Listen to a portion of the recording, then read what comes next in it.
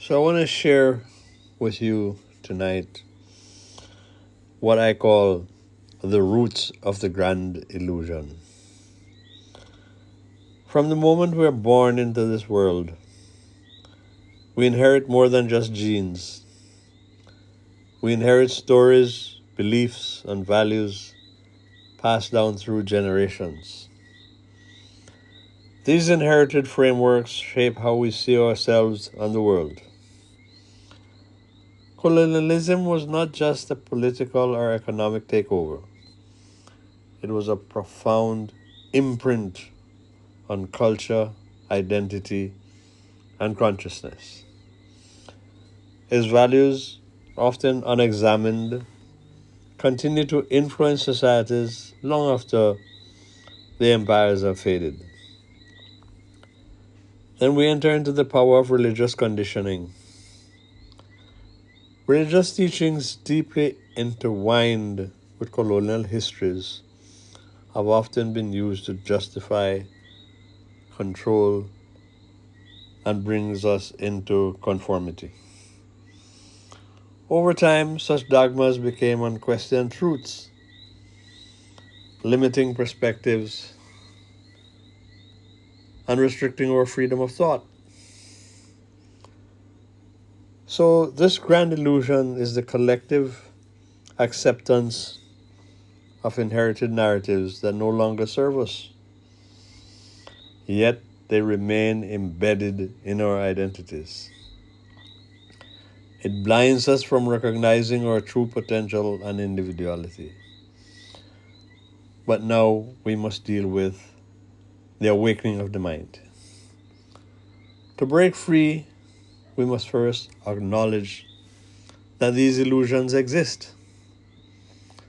And then we enter into the dawning beyond the veil. The age of illusion is ending not because empires have fallen, but because consciousness is rising.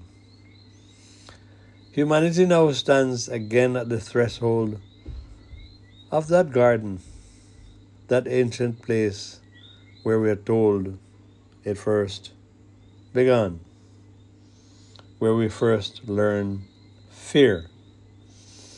Yet this time the lesson is different. We have eaten of the fruit of knowledge. We have wandered through the deserts of division. We have built towers that touch the sky and machines that mimic the mind. But in the end, we return to the same truth that has always waited. We are one. The illusion of division, separation of race and religion, has frayed beneath the light of awareness. The earth itself is teaching us that dominion was never our destiny, that harmony is not idealism but survival. The rivers run dry where greed reigns, the forests fall where memory fades. The bees vanish where consciousness sleeps. Creation groans under the weight of human forgetfulness. Yet, still the pulse of life endures, insisting that we remember, that we live not as conquerors, but as caretakers, not as believers in dogma, but as lovers of the truth. The divine does not demand worship, it invites participation. It does not ask us to sacrifice, but to become stewards.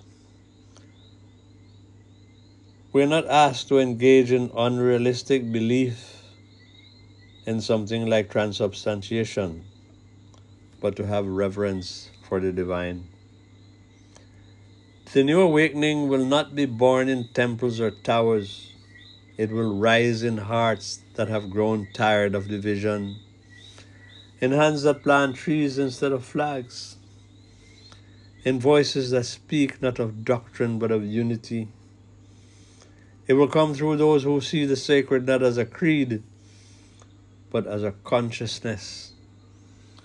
And when that day comes, when humanity finally sees that God was never the illusion, only the lies told about him, The garden will no longer be a memory, but a living reality.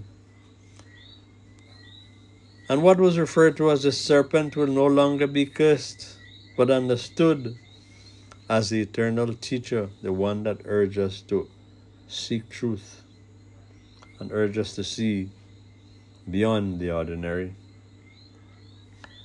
The knowledge and innocence will no longer be enemies. Science and spirit will clasp hands.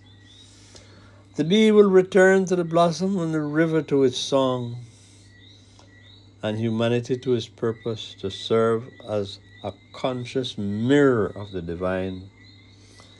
In that dawn beyond the veil, the gods of fear will crumble to dust. The altars built of blood and guilt will be overgrown with flowers. The scriptures of control will fade, and new words will be written not in ink but in kindness. And perhaps then, at last, the human story will begin again, not in exile from paradise, but in partnership with paradise. Not as slaves of belief, but as guardians of being. Not as the fallen, but as the rising. The grand illusion will die the moment we remember that we were never separated from the source, only persuaded to believe that we were. The awakening is not coming, it has already begun.